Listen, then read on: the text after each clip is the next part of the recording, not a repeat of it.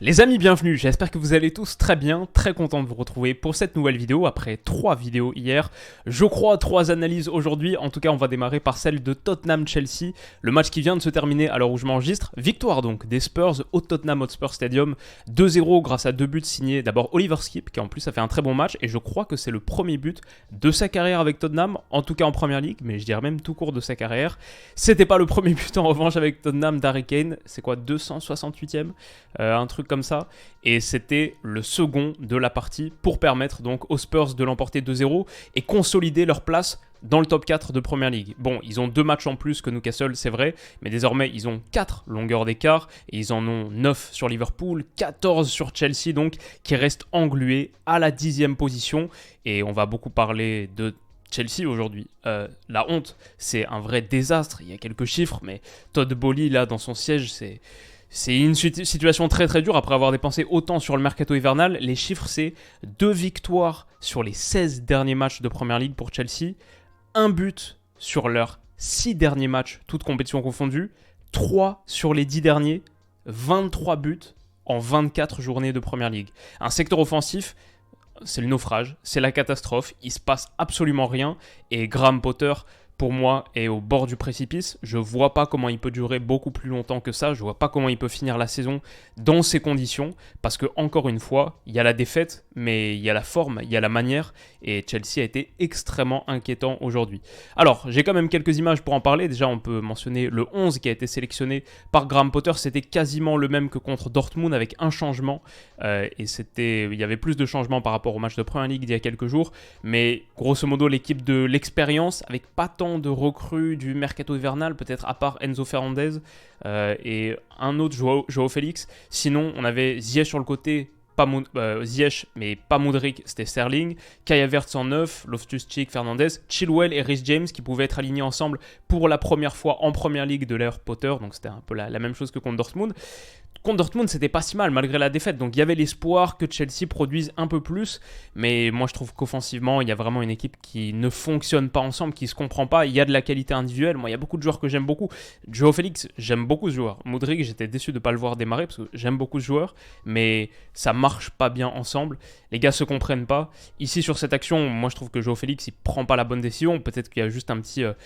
se décaler un peu sur la gauche pour lancer Chilwell dans l'espace après un ballon gratté haut en plus. Je sais pas, il y a quelque chose à faire de cette position. Il y a vraiment une supériorité numérique à exploiter. Et Joao Félix, il choisit de s'enfoncer seul et de déclencher là, mi-distance, tout seul, une frappe qui passe nettement à côté. C'était à la suite d'un potentiel penalty pour Chelsea. Je crois pas qu'il y ait penalty. Je pense que c'est plutôt la bonne décision de pas le donner. Sterling tombe assez facilement. Il y a peut-être un tout léger contact, mais on le voit pas trop au ralenti. En tout cas, c'est pas de quoi inverser la décision qui a été prise par l'arbitre, c'est pas une erreur manifeste, flagrante, etc. Donc je comprends plutôt la décision. Et en plus, à la base, j'ai vu des trucs de Chelsea qui étaient plutôt intéressants sur la pression, la contre-pression. J'ai vu de l'envie, un bloc assez haut et qui même réussissait à récupérer des ballons hauts. Typiquement, là, Havertz, je crois que c'est sur Skip, boum, gratte un ballon, mais derrière, il y a incompréhension.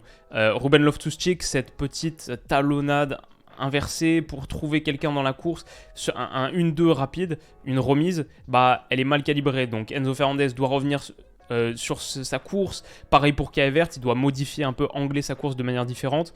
Et au moment où il se met du coup à reculer, à jouer derrière, tout l'avantage a été perdu et Chelsea se retrouve à jouer une phase de possession, juste sécurisée, recyclée, etc. Même sur les ballons qui étaient intéressants, même sur les moments qui étaient un petit peu plus tranchants, comme Enzo Fernandez là par-dessus la défense pour Joao Félix, il lui manque ce truc de buteur ou cette pointure, ou je sais pas, mais là pour moi il faut la remettre à Sterling, hop.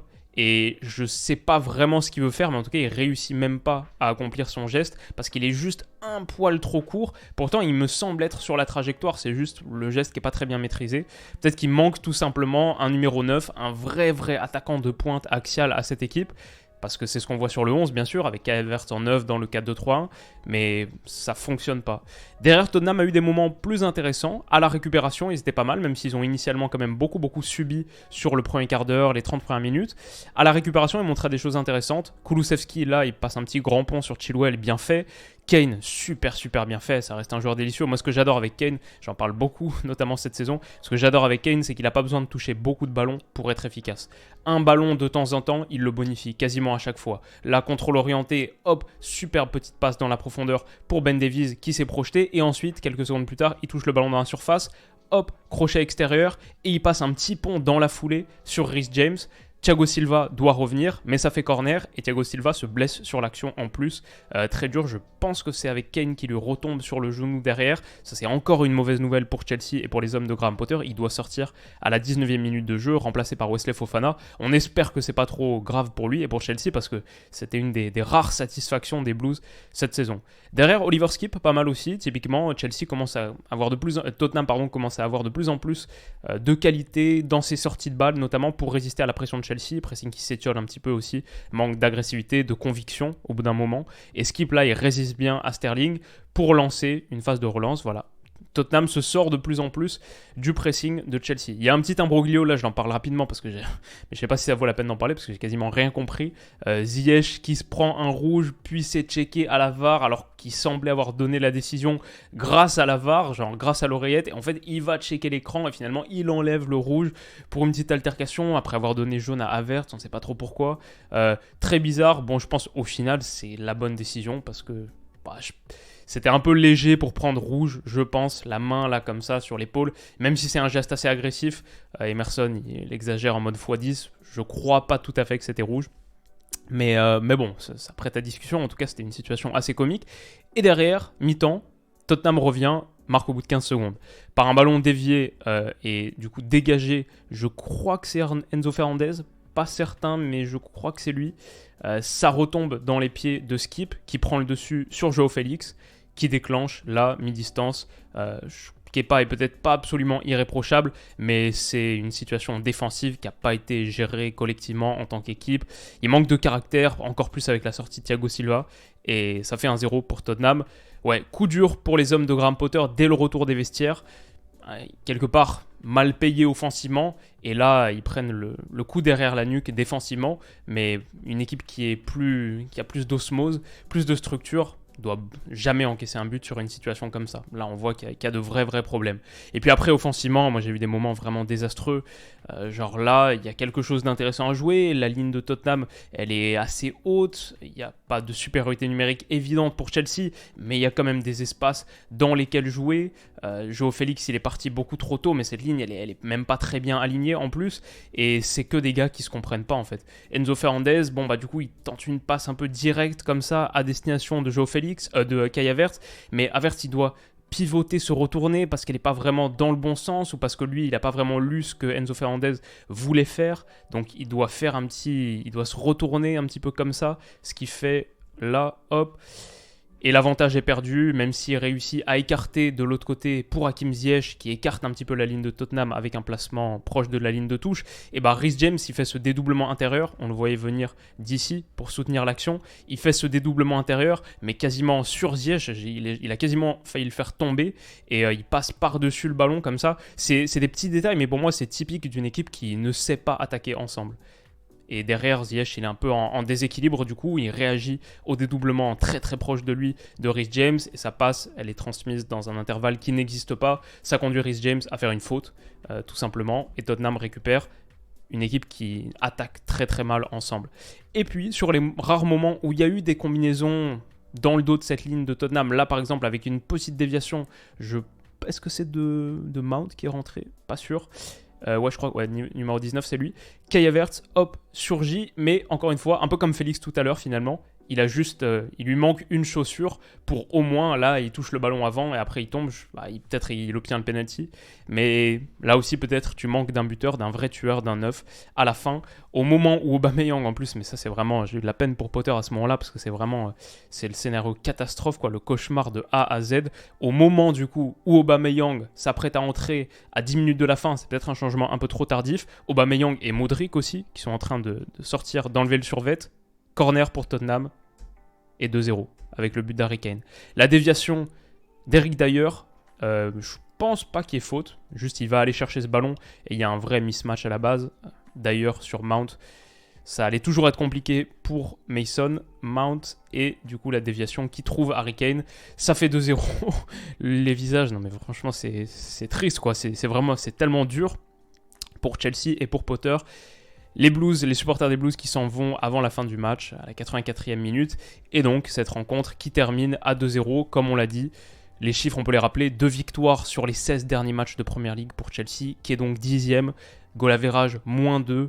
1 but marqué sur leurs 6 derniers matchs, toutes compétitions confondues. 3 sur les 10 derniers. Ils ont 1 but marqué depuis mi-janvier, un truc comme ça, depuis 1 mois et demi. 23 buts marqués en 24 matchs. Il y a de gros problèmes offensifs. Et c'est dingue quand tu dis que tu as recruté, bon, Joao Félix en prêt, mais Madueke, Modric, tellement d'options. Même l'été dernier, Sterling, Aubameyang, etc. Tellement d'options pour faire mal. Et il n'y a pas grand-chose qui est créé. Donc c'est dur et il va falloir que ça change. Il faut absolument que ça change.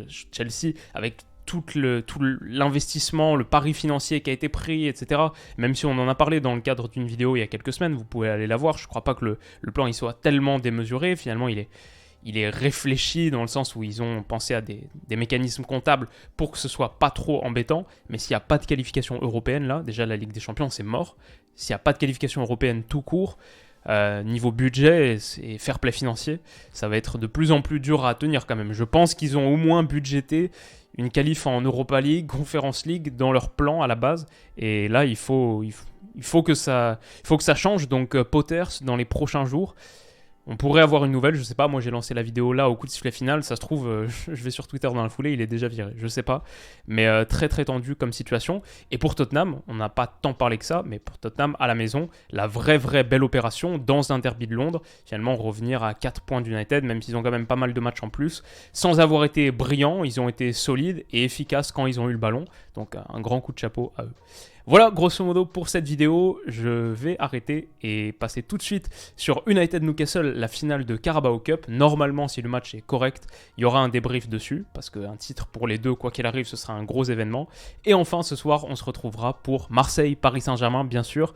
D'ici là, les amis, prenez soin de vous, comme d'habitude, et à tout à l'heure. Bisous.